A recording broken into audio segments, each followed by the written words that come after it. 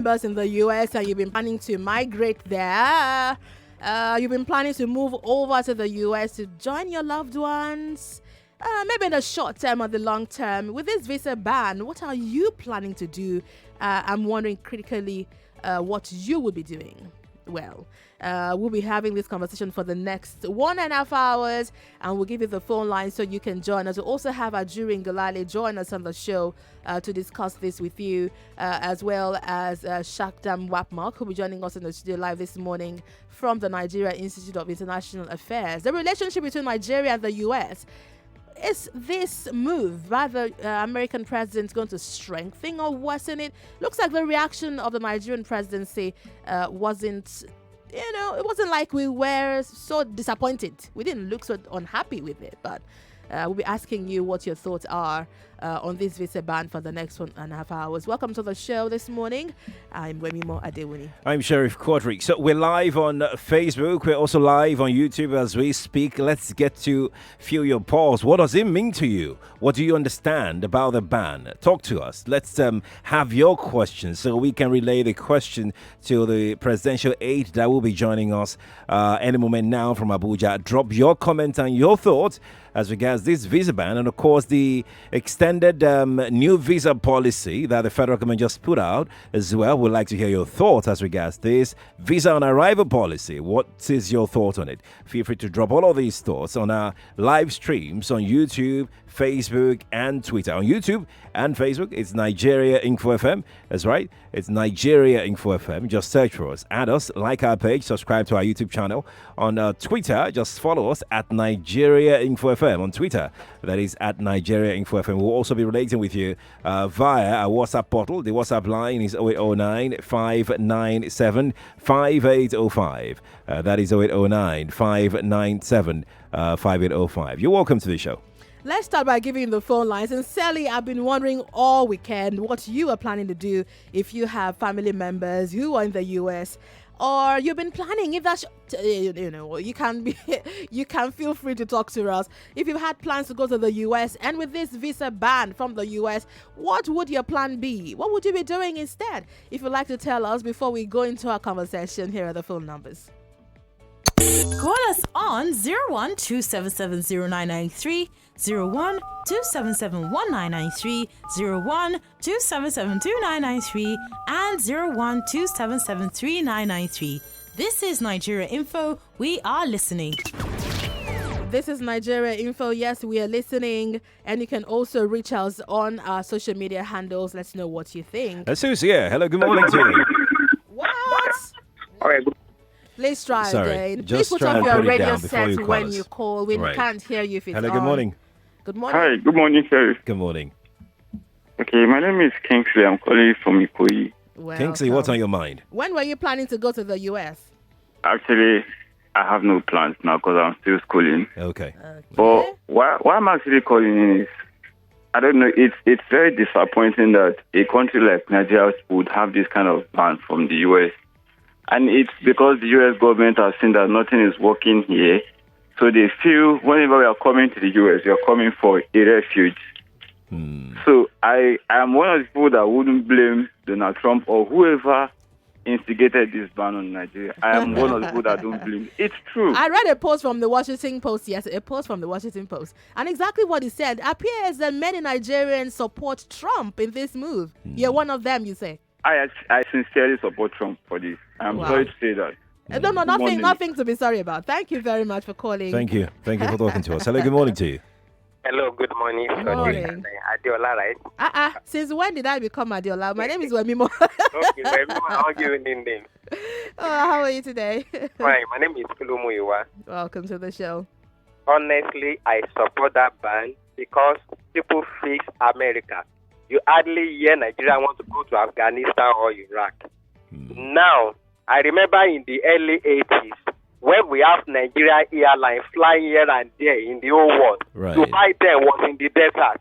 But some people call themselves together and face it.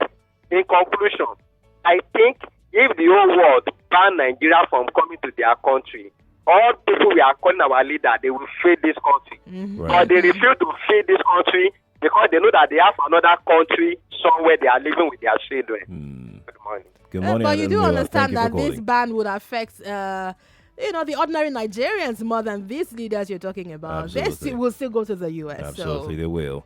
Hello, good morning to you. We have nothing new has been put. Hello. Yeah, good morning to you. So we have something new. Morning. Yeah. Good morning. Good morning. morning. My name is Aguma.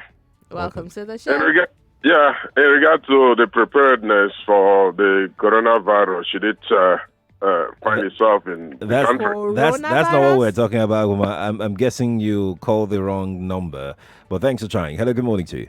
Hi, good morning, Sheriff. Good morning. Good morning, Wemimo. Good morning. Yeah, my name is Chika. Good to have you here. What do you have on your planning to mind? go to the US? Well, I think for me, I'm not planning to go to the U.S. Okay. But as for American banning Nigerian from actually obtaining that, I support it. Okay. I work on Wow. it because for me, there's a need for us to actually look inward. I mean, everybody cannot be Father Christmas like Nigeria. Hmm. I mean, because I try to juxtapose this with our foreign policy, Right. which is actually centered on Africa. And the question you ask yourself is that since we've been supporting Africa, what have we gained in return? I mean, before Donald Trump came on board, he said it, that his aim is to actually build America and make America great again. And you cannot begin to sustain other nationalities at the expense of your people. So for Right. me, charity begins at home. So for me, Donald Trump, I see no wrong in what he did. Let Okay. Nigeria look inward and develop their country. All right. Wow. Thank We've had you. how many callers and you've all supported this Let's see if ban? this person will be Wow, different. Maybe, just interesting. maybe, this person will be different. Hello, good morning to you. Hello, good morning. Good morning. Yeah, my name is Joshua, Joshua, where are you calling from? calling from Oshodi. Talk to us. What do you think? Please, this ban, can the president of Nigeria go to America? Oh, of course. Uh, He's the we have president. we have a minister of foreign affairs. Those with diplomatic passport, can they still go to America? Yes, they can. Certainly, Absolutely. certainly. Then the ban is not complete. Okay. What kind of ban would you like?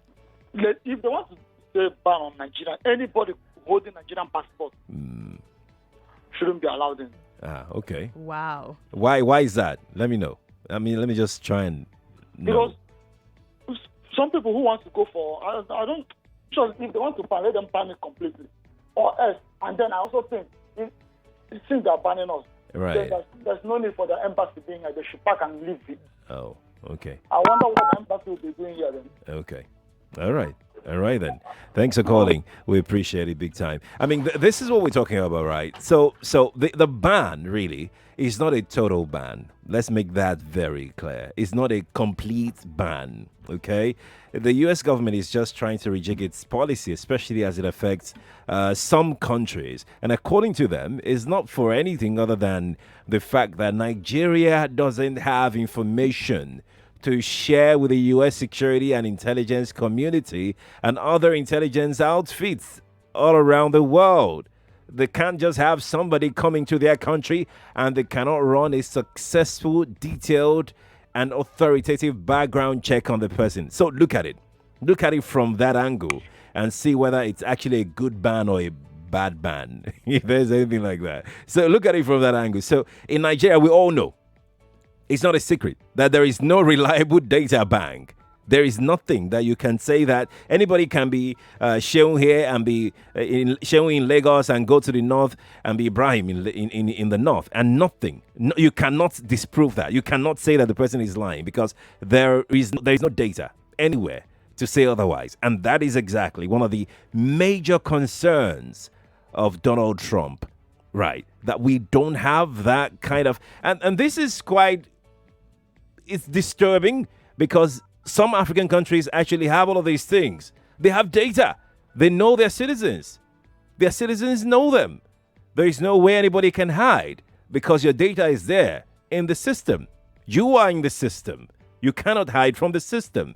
But it's not the same in Nigeria. It's what is obtainable in anywhere in the country. If we call ourselves the largest in population country in the entire Africa, and you don't have all of these things in place, very few people will want to relate with us.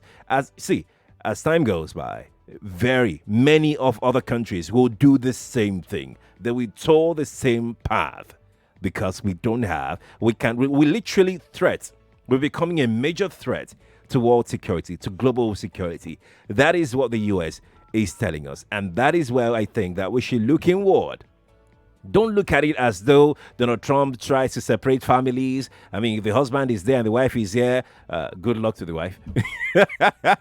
If the son is there and the parents are here in Nigeria, good luck to them. Because right now, as it stands today, you can't go there based on that.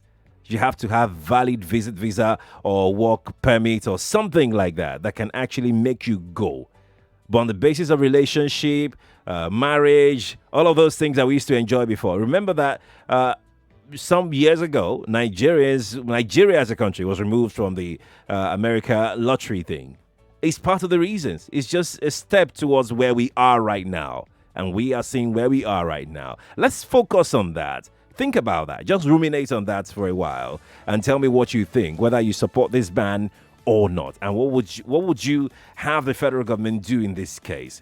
That's our conversation this morning. Feel free. The lines are still open. The phone lines are buzzing off the hook. Buzzing. Feel free. Let me call the lines once again for those who are just joining us. 0127770 993, 012771993, 012772993, 012773993. The first line, 012770993, is for female callers. And for our callers who are outside of the country, we would love to hear from you and what you think about this ban. 012770993 is for female callers only and for diaspora callers. But if you're watching online, remember, I always say this, we cannot take all the calls. We cannot take all your calls. But you can go online and drop your thoughts just in case. In case we don't pick your call. I mean, it's not intentional. Go online, drop your thoughts there, and we will take them as we go along on the show. We're streaming live on Facebook and YouTube, Nigeria Info 99.3. We are also live on Twitter at Nigeria Info FM. Or send us your WhatsApp thoughts. Yeah. Send us your thoughts on WhatsApp. We would like to get that as well from you. Feel free to do that. The WhatsApp line is 0809 597 5805. YouTube, I'll be taking a lot of comments from YouTube. You know I do that. I enjoy taking your comments on YouTube. Go online on our YouTube stream. I can see it right now. I'll be taking your thoughts very, very shortly. Now, let's go to Facebook and take some comments on Facebook this morning. Let's see. Wow, I'm just wondering why a lot of people are in support of this ban. And I'm guessing that most people just want this ban to come into effect, not because they actually understand what's going on, but for some other reasons. France Nebolisa on Facebook says, good morning. It's a clear interpretation of the security issues and failures of the government to account for the people. Our last population census is over 10 years, as specified by WHO. Also, it's an indication of the ineptitude of the present administration. France, thanks for sending that in. Mazi Obi on Facebook says, the visa restriction by US doesn't really worry me, but the type of countries we were grouped with, I mean failed or failing countries. It also shows how unproactive of government is because they were informed before. That's what you're saying. You're saying they were informed before now about the restriction, but they waited until after the ban to inaugurate a committee. Every single day, we continue to lose our respect before the Committee of Nations. Mazio Biokurike, thank you for sending that in on our Facebook portal. Machiavelli on Facebook says, good morning, guys. I totally support the ban. We have thousands of repentant Boko Haram, and we have no data on them.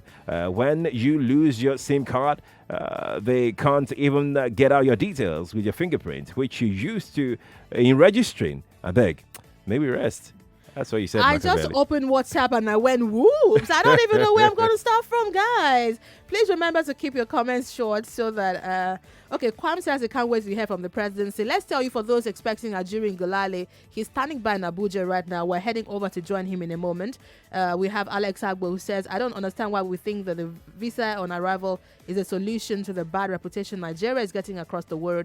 No reasonable investor will come to Nigeria, which is being blacklisted across the world. I support the ban in toto. Madam Ify on WhatsApp. Nigerians should stop running away from our collective challenges. Let's salvage her together. Even the president and his exos should be affected too. Britain should follow suit. Oh, okay. Every country of the world should ban this, right? Calvin from VIA says the ban by the US is not good for Nigeria's image, considering the status of the countries we've been placed in the same category with. Olade Cruz from VI. Very, very long message. Let me skip for a moment. I'll come back. Kenny says, my take on the visa ban. Actually, I just have to state that our past and present leaders have failed. That's a summary of your message. I don't know how true. Okay, someone sent in a link. You don't know how true. Uncle Trump is a real ghost. That's greatest of all time. This is coming from Casey from Aurelia, who says, honestly, I think the ban is a step for introspection and an opportunity for us as a country to develop our own. Good morning, Wemimo. Bioye from London joining us on WhatsApp says, I'm in support of the ban. This is a wake-up call to get our act together. The good thing is family members can get visiting visa, so all is not lost. Aurora from Ayaba. Go and visit and come back. Aurora from Ayaba says, Trump now, my guy. Can you imagine everybody in support? I know he's Yeah, that Washington Post thing is actually true. Perfectly true. It was a research done by the Pew Research Institute, and they said, I think 6 out of 10 Nigerians said support Donald Trump. In fact, they like Donald Trump. Aurora says, Trump now my guy, and I know he's heading somewhere. Sooner or later, he will restrict our politicians, which is his target. Under this government, we have been named poorest country, given visa ban and other negative achievement. Let me try again. I'll leave you with Sherry for a moment to get Adewuni on the line. Right, and I will go straight to taking your thoughts very quickly.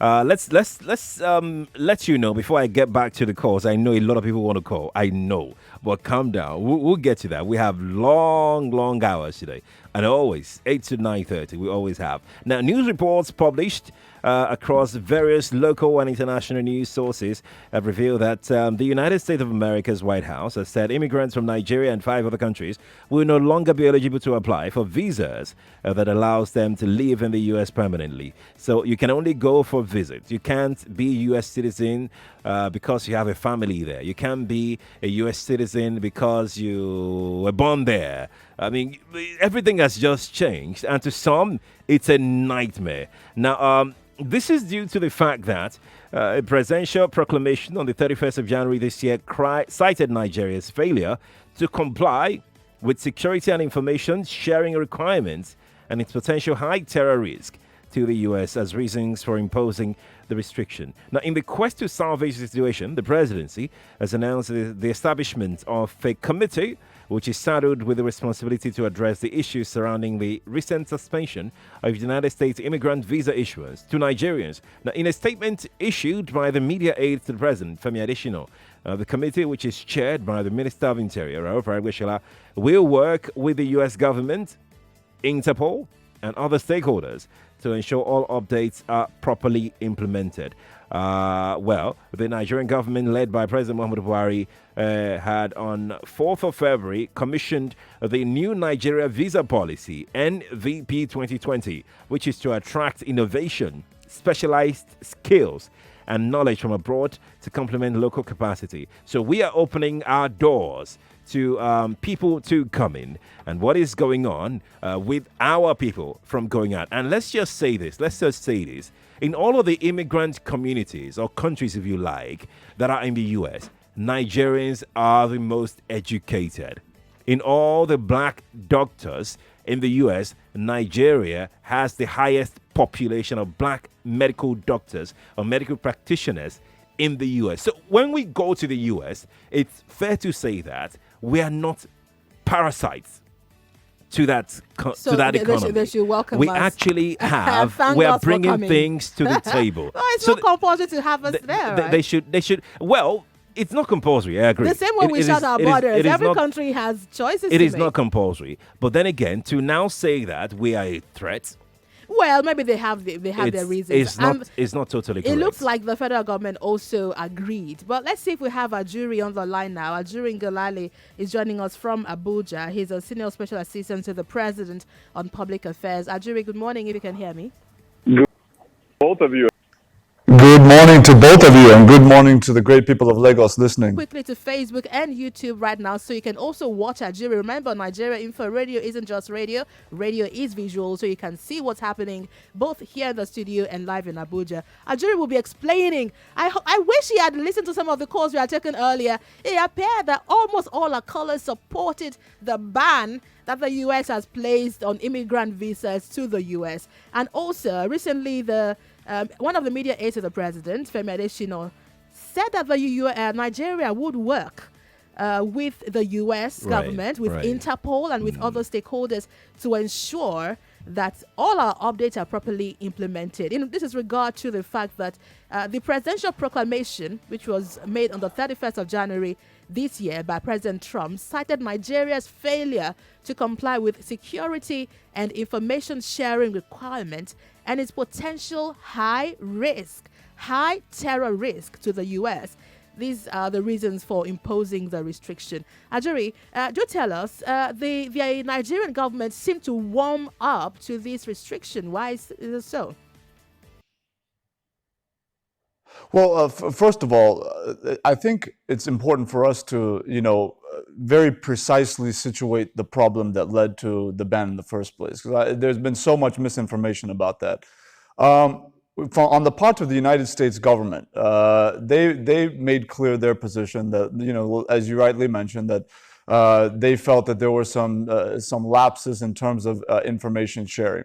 Now, it's really important to note that even before this ban took effect, we had some conversations before with them where they shared some of these concerns. At that point, we had already swung into action. We are not reactionary to this ban. We had already been working on the issues, and to be precise about what those issues are, basically you had concerns on the part of the U.S. government that within the Nigerian domain that there were some cases of some Nigerian passport holders who maybe have lost their passports, or their passports were stolen, and that when those events took place, whether it was lost or stolen passports, that they were not being effectively reported, this was the allegation of the U.S., by Nigerian immigration authorities. And as a result of that, you now had some individuals in the black market getting hold of Nigerian passports and obviously, reconfiguring them to try and abet whatever crimes they wanted to commit through those passports. So that is the issue. And then the secondary issue was the question of whether or not it was further passed along, this information, to Interpol. Now, with that said, for us, we have been very clear with the Americans that we are going to, that we're not just going to, we are in effect actually correcting those issues, and also ensuring that the Interpol connection in terms of all the information sharing as it relates to lost or stolen passports, that is done. What we also said to the Americans is that we weren't quite comfortable that they chose to embark on the ban without a warning, considering the fact that they knew that we had already begun the process of fixing the concerns that they had raised. So that's where we are. And it means there had been conversations between the Nigerian government and the U.S. government on these concerns, meaning they had shared these concerns with the government. That's what I've just said. And the government had been working on it. That's what I've just said. Yes, that's what I've just said. The U.S. went ahead with the ban without tidying up these conversations. That's what you were saying. Yes, that's exactly what I'm saying. That's why our position has been very clear. We've said it publicly that we were blindsided by this, because we've already had conversations with them. We were working on the issues with them, not in isolation, with them, and they still embarked on the ban. But it's very important to note, look, we're looking at a constructive relationship that's moving forward, right? So for us, it's important to note that when we just had our binational commission meeting in Washington, D.C., obviously, it's at that venue that the U.S. Secretary of State Mike Pompeo came out publicly and told the world that he himself is optimistic that the ban on Nigeria in particular will soon be lifted as a result of our resolution of these issues. So really, it's a temporary storm. We see it as a storm in a teacup, and it's going to pass over. In 2018, Nigerians were issued a total of 7,922 immigrant visas. This is the second highest among African nations. Over half of that number went to immediate relatives of U.S. citizens. We also had a visa fee hike then, remember? Also, the suspension of the interview waiver Dropbox application. That was last year. Nigeria reciprocated, and back and forth we went. There were also issues around applications for non-immigrant visas, which dropped by 21%. But the U.S. claims that they granted over 460,000 non-immigrant visas to Nigerians. But some of the issues which you've also highlighted is that the U.S. Department of Homeland Security said, according to the data from them, that approximately 30,000 Nigerians overstayed their non-immigrant visa in 2018, making them the third largest defaulters after Venezuela and Brazilians. These might be some of the issues. Exactly, yes. Yeah, thank you very much. This is why I wanted to start out from what the problem actually is, because the misinformation we heard, you may recall, Wemimo, particularly from the calls that you get, a lot of the misinformation was around false, these rumors that basically the U.S. government put in place this visa ban because it says that there are human rights violations under President Muhammadu Buhari's government. That was the first bit of misinformation we heard initially before the real issues came to the fore. The second misinformation that we heard about these issues was that this was a blanket ban on all visas, right? Because they cited statistics like the one you mentioned, which is that, we have amongst the highest population in terms of overstayed visas. So the allegation or rumor that was flying around our country was essentially that the U.S. has now banned all travel to Nigeria on the part of Nigerian citizens, which obviously has proven false. It's really just the immigrant visa, which will give you the path to permanent residency, as we mentioned. The reason why I say it's a storm in a teacup is not to downplay what is happening. It's just to reflect the reality that this is something that is very temporary. That the U.S. government itself, it's not a government propaganda coming from a spokesman. I mean, you have the Secretary of State coming out and saying that based on the steps that they are seeing our administration taking, that soon we will be removed from the ban list. They said it themselves. So that we're just referring to the short time frame, and we believe that in a very short order here, we'll have that situation normalized. But I think there's a lot to be said about the new visa policy. Later. You said something about that the fact that the federal government is doing something. We need to go to break. When we return, you tell us what it is that we're doing right now, because some of the major concerns of the U.S. government is the fact that we don't have a database. Nigerians are just anonymous when they go outside of the world. Nobody can trace them. Nobody can run any background check. I'll come back to. We'll come back. Well, we have our second guest on the show joining us right now, Mr. Shakdam Watmuk from the NIA, a lead researcher with the NIA. Thank you so much for joining. Good morning. It's good to have you here. Let's go to break. We're back in a moment. Join us, Nigeria. I'm Sheriff Quadry. And I'm Wemimo Adewuni. We're taking your comments and calls, so stay here. From your number one talk news and sports station. This is the Morning Crossfire with Wemimo and Sheriff.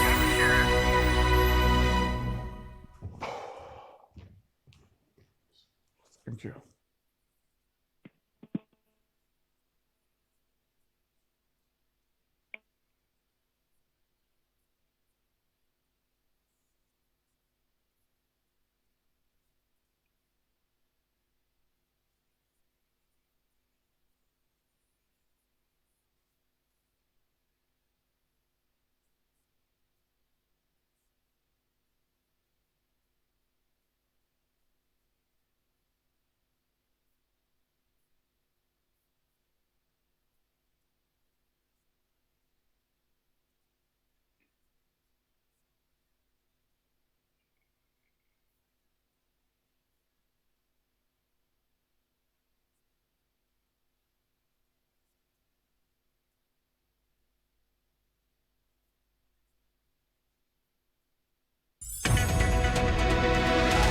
Your number one talk news and sports station.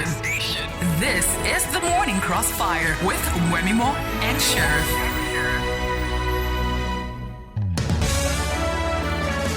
You guys sincerely do amaze me today. I must tell you, I thought you were going to be patriotic and say, no, leave the band. No, let's go to the US. But you will say, I thought you'd be angry. Like, why can you do that? Why would you do that? We are not, don't you know who we are? Nigerians are saying, let's all stay here. In fact, someone sent me a message on WhatsApp and say, very good. Let's all, let's all stay here together. It's all really funny. But welcome back to the Morning Crossfire. Today we're looking at two issues in one. It's all about visas. We're looking at the visa restriction on Nigerians on immigration visas from the US, and also on Nigeria's revised visa policy. We have a newly revised policy, and we have with us on the phone and also live on Facebook and YouTube Adewuni Gilale, who is a senior special assistant to the president on public affairs. Adewuni, thanks for being on the line. Pleasure to be here. We also have in the studio with us Pleasure right to be now here. Mr. Shakdam Wakmok. That name I always need to take my time to say. Is a lead researcher, Nigerian Institute of International Affairs. Good to have you here. Okay, let's say that hello one more time. Let's hear you. It's my pleasure. Very good. Fantastic. Please bear with me. I have a bad throat, so back off. But we're going to do this today. You can join us. The phone lines are still ringing. You've heard a jury on what he said the presidency, that the presidency had been planning and preparing and working with Interpol backstage, yet the visa seemed to the US seemed to have pulled the rug out of under our feet by going ahead to put up this ban on immigrant visas. What do you think about our conversation so far? Call us on 01-277-0993, 01-277-1993, 01-277-2993, and 01-277-3993. This is Nigeria Info. We are listening. Let me appeal to you to make your comments on WhatsApp short. Please do that. Please have Please, mercy. please. Make it as short as possible. I have to read very lengthy messages. Please make it short. Let's go to the phone. Let's go to the phone lines in a bit before we return to our guest. Hello, good morning to you. Hello, good morning, Sherry. Good morning. This is Joseph. I'm calling from Oakland. Joseph, talk to us. Okay.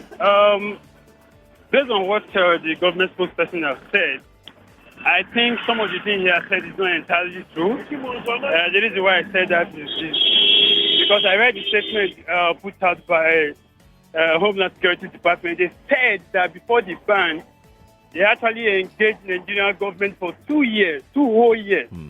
They've been talking to them, telling them that this is going to take place. And they didn't do anything about it.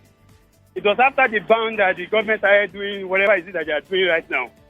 You understand? So if the spokesperson is saying that they are surprised by the ban, I don't know why he's surprised. Well, why Nigerian government he did surprised. agree with your first part that they had reached out to Nigeria, but Nigeria had been doing some work on the ground. Yeah, he said, and I read that particular report by the Homeland Security as well, that the Nigerian government were being unresponsive. Hello, good morning to you. Good morning. My name is Charles. Welcome, Charles. Okay. Well, I think I'll toe the line of the first caller who just spoke. If it was a private sector, somebody will have lost his job, no doubt. But because it's a public sector, nothing definitely will happen. We always cry wolves after everything has happened. Very reactive.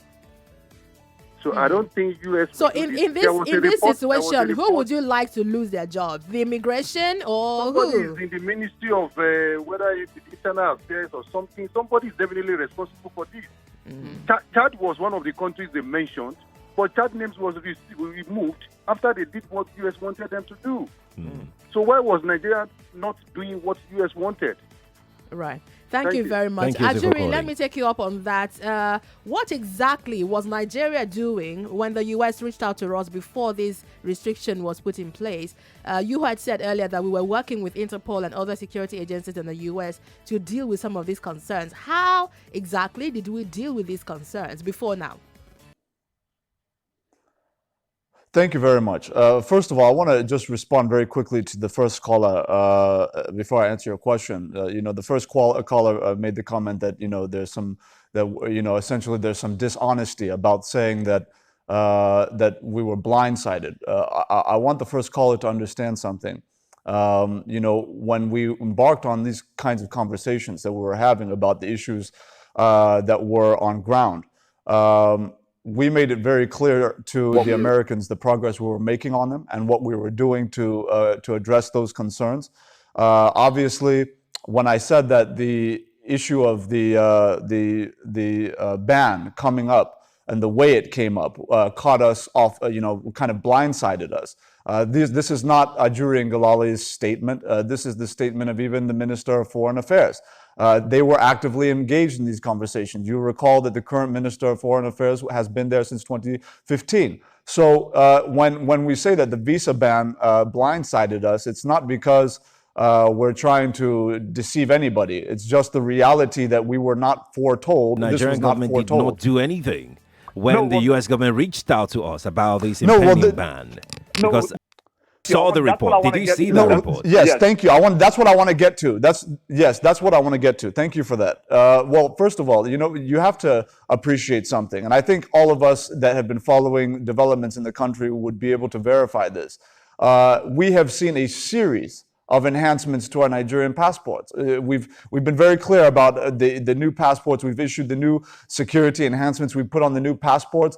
These things are not done in a vacuum. It's not by accident that we just woke up one day and said, we want to review our passports. We want to create a new passports with additional levels of enhanced security. The reason why we embarked on exercises like that was exactly because we had these consultations with foreign administrations such as the U.S. government, where they raised concerns about lost and stolen passports and the ability of criminal enterprises and individuals to be able to use our old passports and reconfigure them. This is why we embarked on the enhancements we went on. So the idea that somehow we're unresponsive, we're not doing anything, I don't think that that's a fair assessment. And I also think that if you want to cite the Homeland Security report, which would have been from some time past, I think it would also make sense to cite the most recent update, the most recent statements of the U.S.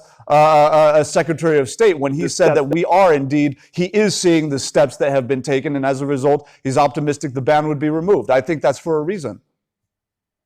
Yeah.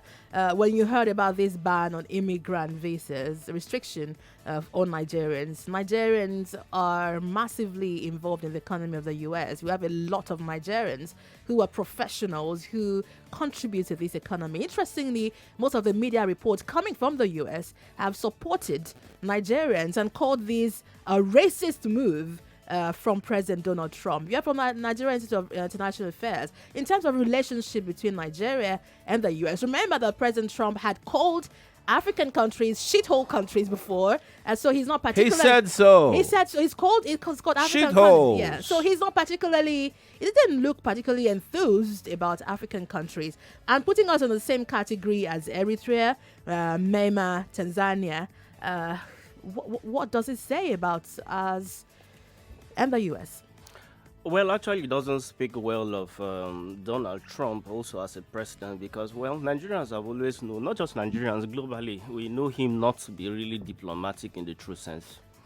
Diplomatic because there are platforms for countries to actually engage in discourse of any matters that affect, especially bilateral relations. Right. How much more of, a country like the United States and Nigeria, given the strategic importance of Nigeria within Africa, you actually will have expected that something much more than just this kind of slam.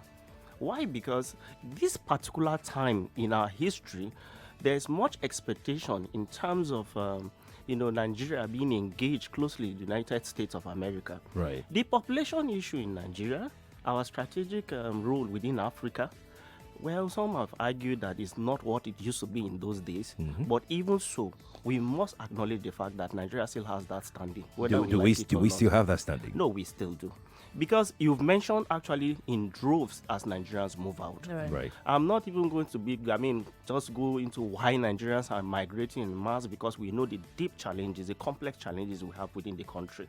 I've asked times with that number, why are we migrating in that number? Because if you look at the statistics of the immigrant visas that were granted, at least they've showcased that of 2018, which was like 7,922. Precisely. Now that number calls for deep concern. for every well-meaning government, you should introspect. Why are our citizens migrating in that kind of number? Some even going through very horrendous experiences just to get there. Sometimes I ask, is it that bad in the country that people have to go damning debt and all sort of, any consequence, all the consequences, just to get to, Europe, to America? Now, Trump never been diplomatic. Calling that kind of thing, well, is unactually acceptable. Trump has been very clear about his position on immigration into the U.S., especially from any country whatsoever, which is why he's building a wall.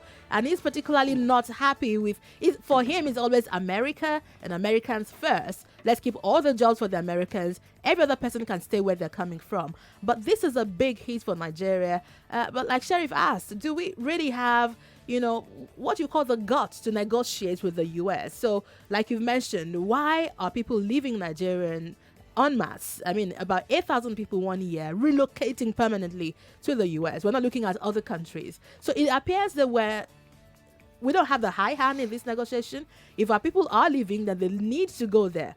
Compared to how many Americans come to Nigeria to relocate, do you think we really have a standing in these kind of negotiation? Well, actually, we have a shortcoming. We are much more vulnerable when it comes to this kind of negotiation. The reason is actually very clear.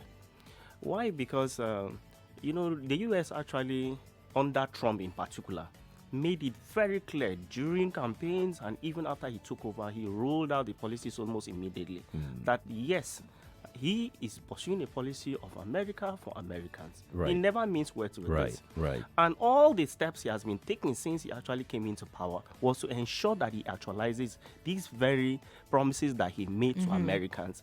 And for which they voted him in. They voted him, and of course he reels out the statistics, whether they are actually absolutely true or not. But actually they speak to that the Americans actually are happy, or at least a fair section of the Americans are happy with the outcome of what he's doing. The idea is for Nigeria also to make Nigeria for Nigerians. So we make our home also conducive so that Nigerians will not migrate. Instead, they should even be thinking about coming back home. Let's talk about the effect of this ban, Mr. Shakdam. What are the likely consequences that Nigerians willing to go to the U.S., immigration visas for Nigerians? What are these likely effects? I can see a whole lot in front of me, but let's put it out there. What are these effects? Well, actually, the effects will be much, because if you look at the crop of Nigerians that have actually been migrating in recent times, it gives a lot of room for concern. It's not just anybody, maybe those who are dissatisfied with either developmental outcomes in the urban, rural areas. This time around, a lot of professionals are actually moving Exactly. out. The Nigerian Medical Association actually revealed out the number of doctors that are moving out. It gives room for concern. In droves. Bankers, in droves, families. You talk to 2, 3, 5 people. Out of these 5, you hear likelihood of one person wanting to leave the country. Gives room for concern. Now, the likely effects of this ban. Well, for one, I think that if the Nigerian government is actually taking the steps rightly as she said she is, I agree that yes, some of the reactions in recent time shows that yes, the government has made an effort to actually do something. But of course, the US seemed not so satisfied before that action was taken. So if we are doing the right thing now, well, it's a very big and welcome development. But even so, it's going to have a lot of effect, not only on immigrants, those who want to go and live in the US. Believe you me, it's the ordinary Nigerians like you and I that will find ourselves in embassies. The government officials mostly travel with note verbals well covered. So they get their visas with diplomatic passports. But they won't be getting immigrant visas either. Well, if they were planning to relocate, they wouldn't be getting any either. I was actually going even to the point of those who are not even immigrants in the true sense. Because by the time they go there, that's when you know that they have enhanced, expectations on those who are not even immigrants. Right. Because the whole idea is to tighten migration to the U.S. as a whole. Right. Let's talk about the meeting between United States Secretary of State Mike Pompeo. He had a meeting days ago with the Minister of Foreign Affairs, Geoffrey Oyema. Ajuri referenced this just earlier. And he said there might be hope that this restriction on Nigeria might be lifted. What they are particular about is that these countries, including Nigeria, are able to address security concerns in the way the banned country track their own citizens. Ajuri, we've had this conversation before when you were with us on the show. I could step out of this studio where my name is Wemimo and step out of the street and my name is Aisha and go over to Oshogbo and I'm Kudirat and nothing will happen. What's the plan to tackle data in Nigeria? We don't even know who we are. Are we? Thank you. What are we doing? Yeah. Thank you. Yeah. Yeah, Wemimo, it is absolutely a legitimate concern. Anybody who's been following the process of trying to develop a national information identity database would attest to that. And so really these are the issues. One, it's extremely important to note that when we talk about the new Nigerian visa policy 2020, and we look at the measures that are being put in place to ensure that the visa policy is implemented in such a manner that would enable our country to enhance its security, not just maintain, but enhance its security. We have put in place a system that is mandated by, not mandated, but suggested or recommended by the United Nations, which is the Migration Integrated Data Analysis System, MIDAS.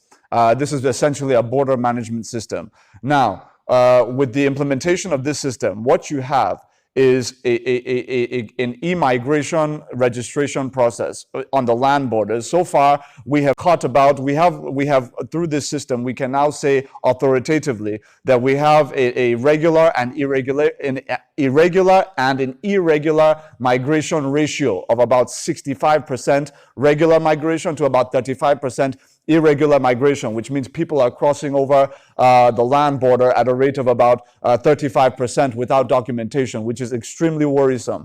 We've registered about over 200,000 people on the e-migration. This is land border. This is not port and airports, right? And then we've caught about 35,000 or so irregular migrants, and so it's a major concern. But we now have the infrastructure, the e-infrastructure and the hard infrastructure in place to actually capture that. That's on the one end. Being asked. Yes, the question is. That's where my brother. First of all, no, my brother. First of all, please, if you just be patient, you would allow me to give the background so that our people listening will have a full picture of what I'm talking about. So now, in the ports, what you have is the MIDAS system is not just in the land border, but it's also integrated with the port system, right? This is going to be the information sharing system that will address the concerns of foreign governments like the US, because this is the system we now use to communicate with Interpol as it relates to the information regarding who is coming in and out of the country. Now, you asked the question, how does this link up with identification and verification? This process is biometrics driven, right? Not everybody has done their national identification number, but what has happened institutionally, for those who have been paying close attention, you would recognize that, for example, if you want to go and try and get a Nigerian passport at immigration, what are they now asking for? They're asking for things like a tax clearance certificate. In order to get that, you now have to know that if you have a bank account, you have to have a BVN. You can't do any of these things, for example, without having your biometrics done. So all of these things. So we're not taking a single approach where we just say, okay, immigration, you handle this. No, we're creating an integrated network of multi-agency coordination and cooperation to ensure that wherever you go to get key services in Nigeria, increasingly you're not able to get those services unless you've done your biometrics. So that's going to link up with ports, the MIDAS system in the ports. It's also going to link up with the MIDAS system on the land border crossings and operation centers that we've set up so far. So it's mentioned the NIMC, the national identity number. We also had the BVN done, but it doesn't look like we've been able to when you go to go and buy a SIM card, you get to have your biometrics taken as well. Exactly. And this gets to happen for every SIM card you buy. Yeah, let's emphasize that. Although the telecoms ministry have now said you can't even have more than 3 SIM cards. But as a whole, are you impressed, Mr. Shaktam, with how we've done in terms of synchronizing all this data we keep getting across the place? Nigerian, actually, I interact and actually interface with Nigerians every blessed day. The recent experience we had with, JAM mandating that the pupils, students from secondary school actually register. Right. You For know, their NIN. For their NIM was not a very, very welcome development for Nigeria at all. Now, if you ask me if I'm satisfied, I think we are far from getting there yet. How In many terms of percent would you harmonization. say? How far have we gone? Over 100? Honestly, I think we are less than 50. The reason is Not very so simple. impressive. For instance, how did we get the BVN done? Virtually every Nigerian, actually, you ask now, they could actually access some bit of data when it's connected to the BVN. But when you ask for national driver's license, you ask for the national passport, you ask for the national identity card, they are almost apart. You know, operating not really separately. Right. Okay? The only one that you could actually pick on is the BVN. Because sometimes when they're asking the form of identity, they tell you go to the bank and bring your BVN for certain documentation now. Meaning that the BVN has worked to some extent. If it has worked, then why don't we cash on that to see how that operated and be able to harmonize the others as well?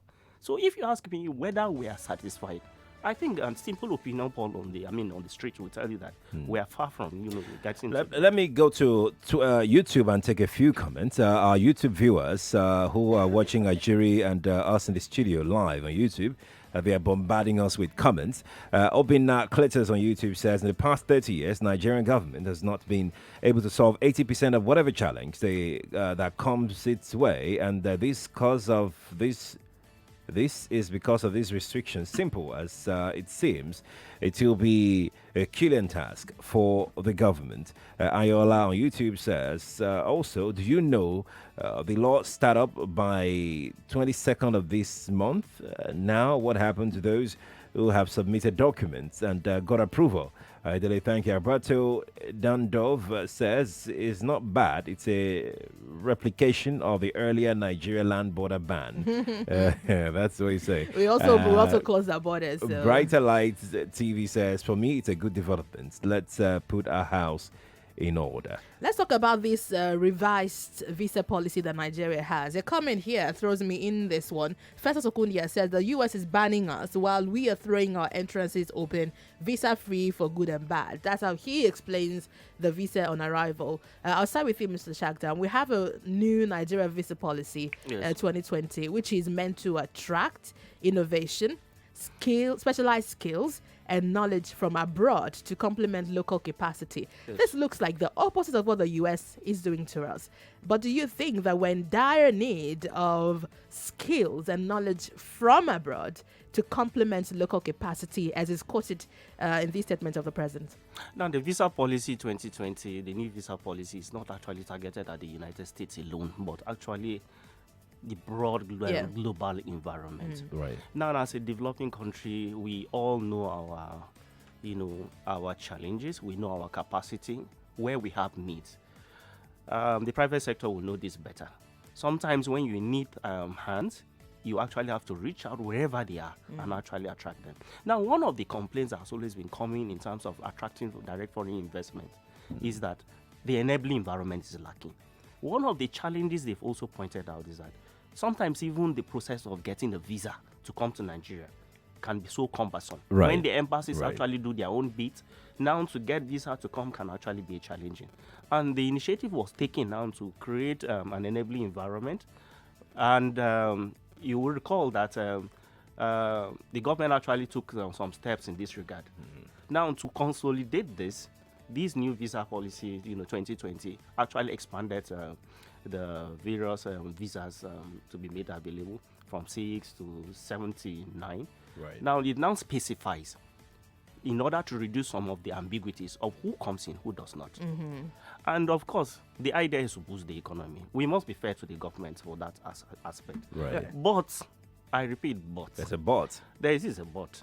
Because on the one hand, we want to attract. On the other hand, the land borders are short. Now, the aspect of the land borders, the clarification is that we want to ensure that we secure our environment, to ensure security. Right. Okay? And to check the influx of goods coming in through the land borders and, damaging the Nigerian economy. If it is so, then I think there is a need to tie these two together. Okay. To avoid inambiguity and then contradiction. How do we do that? How do we tie them together? honestly, we actually need to not just focus on, the attraction of direct foreign investment as well, but we also need to actually focus on internal production as well.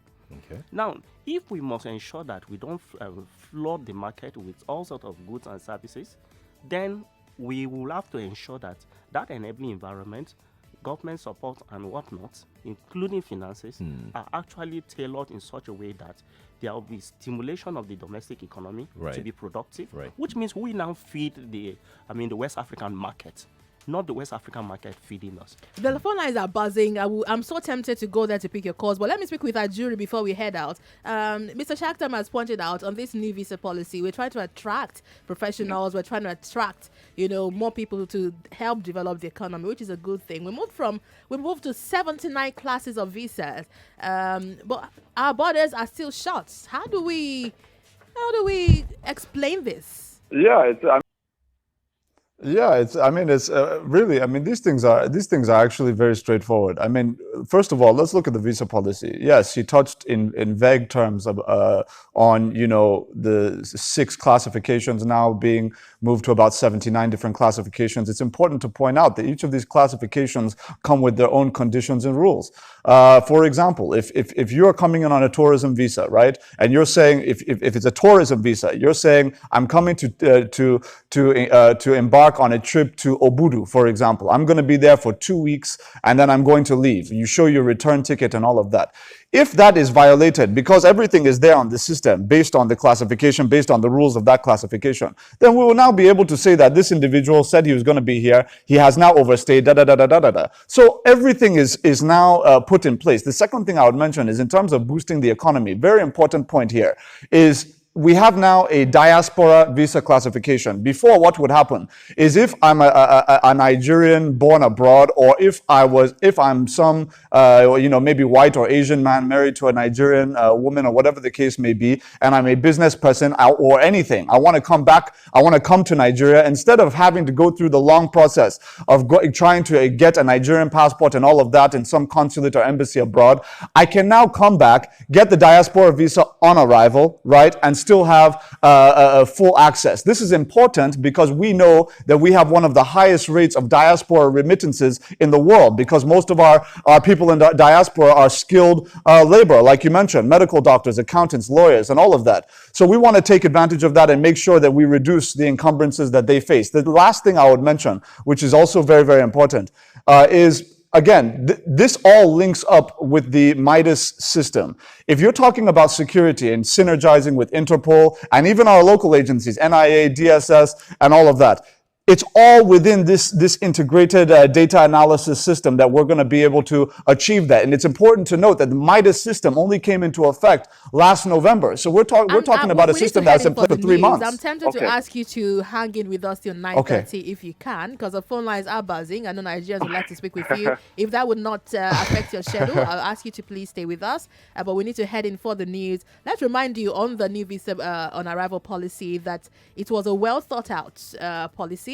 There were engagements with stakeholders by the Nigerian Immigration Service from August, October, December. Absolutely. Held around the country. Absolutely. Also, it's a global visa system, and there's biometrics linked to online applications for each. And it's supposed to be automated. It is automated. Right. The visa on arrival is also issued only at the airport and not at the borders. There are 3 broad categories: short visit, temporary, and permanent residence. Also, there's a visa for diaspora Nigerians by birth with dual citizenship, which is, for me, one of the best parts of this policy. Also, visa on arrival is only for short visit, and there's little chance that visitors will come in to take jobs that should have been for Nigerians. No cash transactions.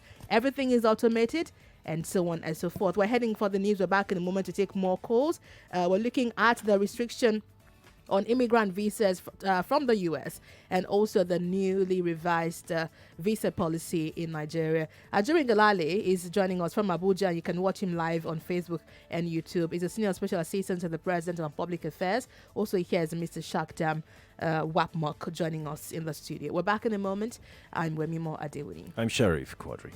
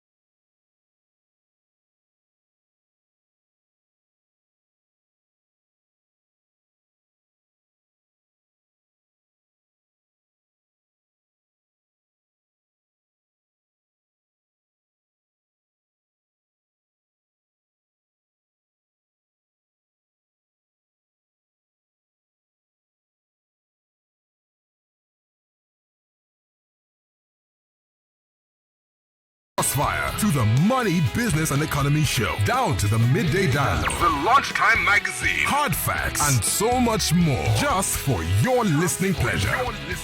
Your number one news, talk, and sports station. The station for everybody. Everybody in Nigeria listens to Nigeria Info. From your number one talk news and sports station. This is the Morning Crossfire with Wemimo and Sheriff.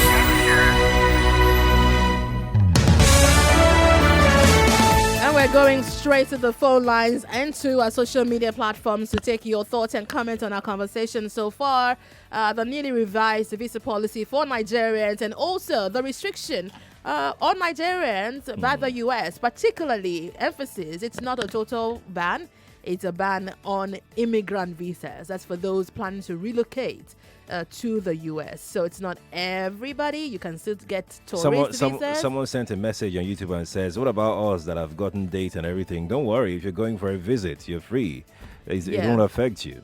As long as you're going for a visit, there's no problem. It's just on immigrant visas alone. That's right. You will not be able to get that. And the visa ban is effective from February 21st. And for those who already have had their interviews done, who have started the process, it would not affect you. Indeed. So it's for new applications from February 21st. I'm trying to see. Hello, Ajuri, are you there? I am here. Jay, we did it. No, of course. No, when I'm called upon, I must say. Thank you. You guys are my masters. You guys are my masters. Thank you so much. Ajuri Ngalale is a senior special assistant to the president on public affairs and is joining this conversation from our studio in Abuja. And you can watch him live right now on Facebook and YouTube. It's Nigeria Info 99.3. Mr. Shagdam Wapmok, lead researcher, Nigeria Institute of International Affairs, here sharing thoughts about how these affects relationship between the U.S. and Nigeria. If you'd like to join us, here are the numbers again. Call us on 01-277-0993, 01-277-1993, 01-277-2993, and 01-277-3993. This is Nigeria Info. We are listening. We are listening. We are reading. Please keep your comments short on WhatsApp. We can see all your thoughts on Facebook, YouTube, and WhatsApp. We'll get to them later on. But let's go to the phone lines. Hello, good morning. Good morning. Yes, good morning. My name is Ndobis. Welcome to the show. Where are you calling from? I'm calling from Satellite Town. Good to have you here. Yeah, thank you. See, concerning the visa ban on Nigeria, that is what I want to talk about. See, this all our government officials, they always to cover things up. See, Nigerians that are applying for that American visa, we are too many of us that are applying for it. Every year in, every year out. Now, the question I want to ask, how many Americans are applying for this kind of visa to come to Nigeria? I'm a regular visitor to UAE. If you go to UAE, Americans that are coming there are plenty of them. How many UAE people are traveling to US? Very few, because they have everything in place in their place. Now, coming out of the UAE, how did you see this kind of visa restriction to the people of South Africans? No, because they also have many things in place for their own citizens. Why are we always applying for the visa? Here, about 7,000 or so, or 8 every year. 7,000 plus. Yeah, almost 8,000 were granted. Those granted in 2018. But thank you very much for calling us. Please, when you call, we need to keep your calls short so we can take as many people as possible. I'm heading over now to WhatsApp. Nigeria Info, Nigeria is blacklisted on media, not in real life. There is nowhere without issues. Even the US, UK, Asia. This is coming in from Fatai. It means they all also have their issues. Abu from Oshodi said you can actually apply as a Ghanaian citizen, as a Ghanaian, and okay, apply as a Ghanaian. Are you a Ghanaian? Do you have dual citizenship? Sunday from Ireland says, I support the US on this. A lot of Nigerians never read the reason and content behind the ban. The only... Okay, I don't understand that message. Good discussion, Wemimo. This discussion is what we are conversing for. Politics have made all our political leaders to be... Okay, I don't understand that message. I'm sorry. I'm sorry. My question to Adewuni, why do we have to wait for the US to point out this loophole? We are being reactive rather than being proactive. This is from Sam on WhatsApp. Adewuni, why did we wait for them to point this out to us? Yeah, thank you. Yeah, thank you. First of all, thank you very much. The issue is, I want to just quickly respond to my friend Ndwisi because he was the first person to make a comment. I really want to emphasize to our people that we can raise issues, raise concerns without questioning the motives and integrity and honesty of people. I don't think that that is a necessary component of disagreement. That's the first thing. The second thing I will say to my friend in Ndwisi is that, when you have, let's just say 100,000 people apply for a U.S. immigrant visa, they have the sovereign right and authority to be able to say, we want to welcome 1,000, we want to welcome 5,000, we want to welcome 8,000. So because they retain that right, it doesn't matter if even 100 million Nigerians apply for that visa, because ultimately they are the ones who are going to determine what quantity or what amount of our people they're willing to accommodate. So I guess what I'm trying to say with that is that it has nothing to do, this visa ban has nothing to do with the volume or amount of Nigerians or the number of Nigerians that are applying for visas to enter that country. That's why you have, for example, tourism visas still available. But to the question that was just asked, which is a very important question, which I think I addressed in part earlier on, is the issue of the idea or notion that we are being reactive instead of proactive. The bit of disagreement I have with that notion is that I clearly and honestly stated that we had already been working on enhancements to our security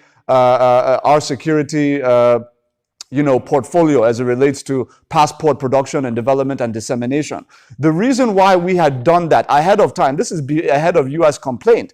The reason why we had done that is because people forget that we have our own challenges, right? It's not just what, a foreign government is saying is a challenge. We know what our challenges are because we face them. So for example, if we have a 419er, for example, who's doing something and is using a fraudulent passport, we catch the 419er at some computer hub in Computer Village somewhere, right? We capture him. We now capture him with 3 different passports, right? With different names, same picture in the passports, all Nigerian passports, right? To go about his crimes and to get his proceeds wherever he wants to get them. When we see that, we know we have a problem. We don't need America to tell us we have a problem when we see that. So what I'm saying, yeah, exactly. I'm saying that we had identified it was a problem for our own reasons because it's hurting us, right? And then we had already taken steps. So that notion that this is purely a reaction is not correct. Yes. Says this government promised us change in the first 4 years, but I've noticed any change is whatsoever. Okay, I'm so sorry. Please make your sentences readable. I think you skipped some words. It's not making any sense to me. Mr. V from Surulere says the Nigerian government is more reactive than proactive. Again, there goes that comment. Maxwell is reaching us from Moscow. He says the U.S. visa ban came as a result of negligence, bad policy, incompetence. And how can you make a publication and declaration of free visa to a country? You open your northern border, consequent upon the facts of the volatile insecurity. You don't know who and who's entering your country. No database, no defense. Border is open. Let's see who's here on the line. Hello, good morning to you. Good morning to everyone in the studio. Morning. Wow, I got yes, you got in. Welcome. Every day. Good to have you finally join us. What's your name? Well, it's so nice that they bound Nigeria. You want to tell us your name? The name is Moses. Welcome Moses. So, well, one truth is this. What is the big deal about collecting data? It's only Nigeria you can register 10 times. What is the big deal in knowing people when they give birth to them in the hospital? What is the big deal in telling everybody to register? Every time you tell us national ID card, people collect driver's license. You have all these things in your laptop. What does it take another government official to type your name into his laptop and see you? What is the big deal about this country? This government official, all of them, I don't know what they are. Maybe they need to go and educate themselves more and know what taking that means. Right. It's no big deal. All right, Moses. Thanks for calling. What is a big deal? That's a question. Morning. Yeah, good morning. Good morning. Morning. 30 seconds, please. Yeah, okay, please. My name is Suleiman. I wanted to make an inquiry. Okay. Yeah, for those whose process is already ongoing, what's the status? No, it doesn't affect them. You go ahead with the process. For those who already started before the restriction, no, it doesn't affect them. Right. Okay, it doesn't. No, it doesn't. Okay, because why I'm asking this for myself and my brother, who already has something ongoing for the past few years. What's that status? That's what. Well, just check with the U.S. Embassy, but according to them, it doesn't affect you. Just go ahead with the process. If you make it through, then you do make it through. Okay. All right, Roland. Thank you for Thanks calling. a lot. Thank you. Mr. Shagdam, let me come to you very quickly. Let's talk about what we were talking about before we went to break, and that's the new visa policy. And Ajiri said something earlier on that we have technologies at our ports right now can actually register people, automatically take their biometrics and everything. But I didn't hear anything about land borders. Does it have any effect? That's what I talked about. No, that's what I talked about. It's just on the airport. It just happens at the airport. You mentioned the airport, right? The visa on arrival. No. The Midas system. No. The Midas system. I thought I was okay. Let me try and be a bit clearer. When I was talking earlier, I talked about how we were able to establish on the land border the operation centers that operate Midas. And as a result of the establishment of those centers, we've been able to capture about 300,000 people, where about 200 plus thousand people were regular migrants, which means that they were captured, there was no problem, and about a case of about 30-something or 40-something thousand that were irregular, which means they were trying to get into the country across the land border without going through due process. We found them and yes, thank you very much. First of all, because it was inaugurated last November, you're talking about 2 or 3 months, right, in implementation. So it's still an ongoing process. So for us, what you have is 100% in the airports, because the airports is straightforward. You must go through a particular process and you have to go through that place in order to enter the country. Land border is a bit tricky, where you have to be able to get the people to go through the operation centers and basically have the surveillance through drones, automotive, you name it, on the land border to catch those who are not, and then ultimately process them accordingly. So we have it on the land border where we have seen verifiable results, and then obviously we have it in the ports. But I think our land border ports. Is that what? Yes. Yes, in the eight we have 8 operation centers as of now, and we're still expanding. Because, like I said, this is something that was just put in place in November. Because you don't. The thing about this kind of thing, with Midas, is you don't just wake up one day and put technology out there. It requires planning. You have to know how far do you want to space them apart on the land border. What distance are you trying to cover per operation center? The logistics. How many men are going to be here? Have they been trained to operate the Midas system? I mean, there are a lot of things you have to do before you begin to implement a system. But we began implementation in November. We're already seeing results, and we're excited about what's going to what the future holds as a result of what we're doing right now. We have something to take to the table to say this is the reason why you need to take us off this list. Well, my brother, let me just answer your question by saying.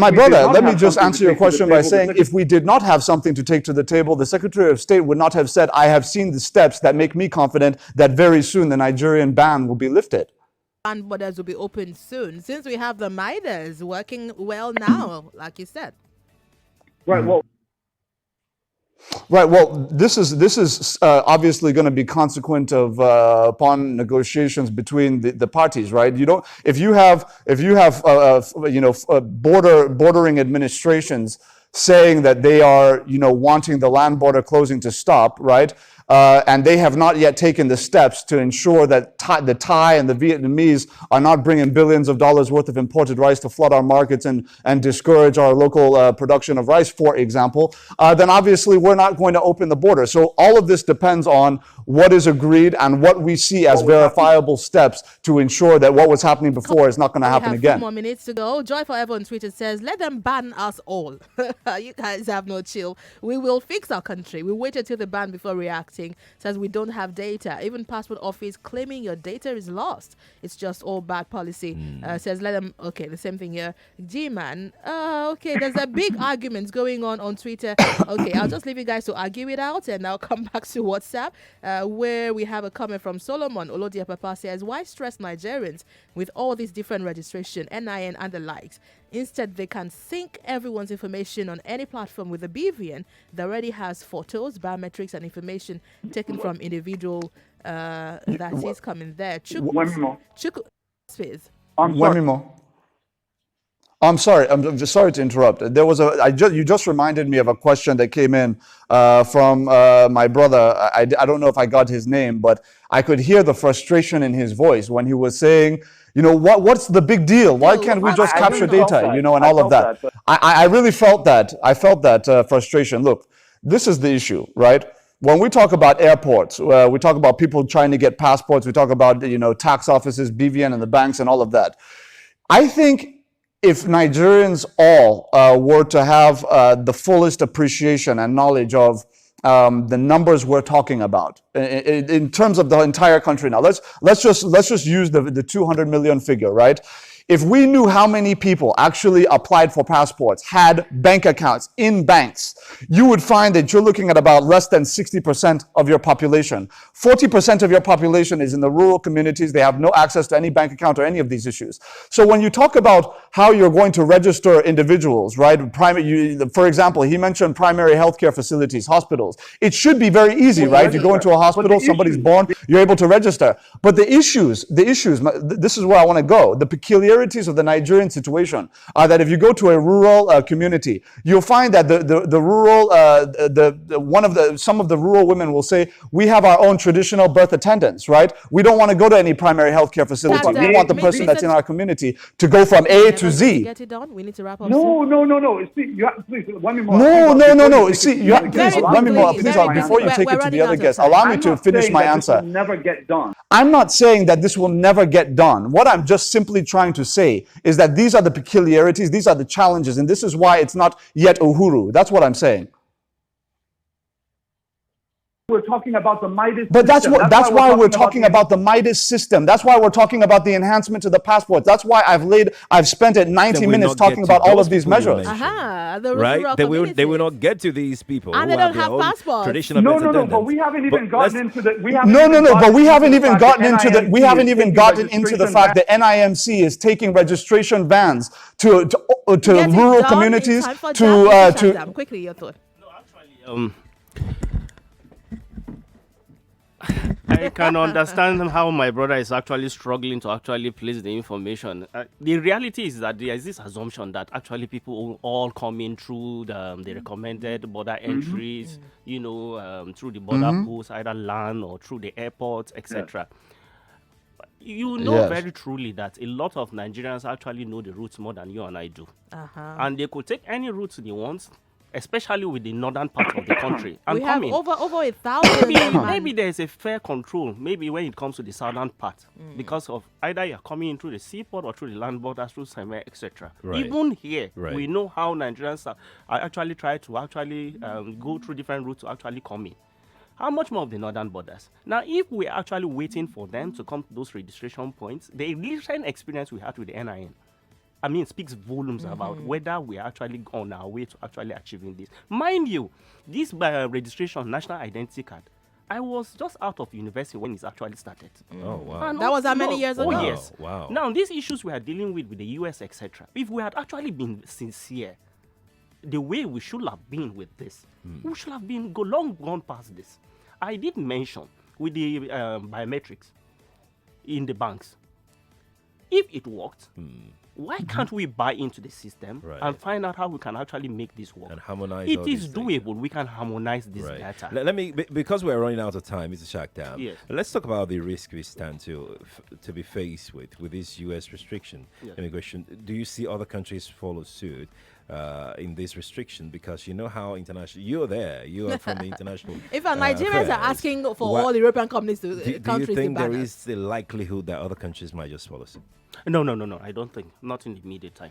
Right, not in the immediate time. We really must go. See how 30 minutes is gone and the phone lines are still buzzing. I wish we could squeeze in more calls, but let's see how that goes. But we must thank our guests for coming.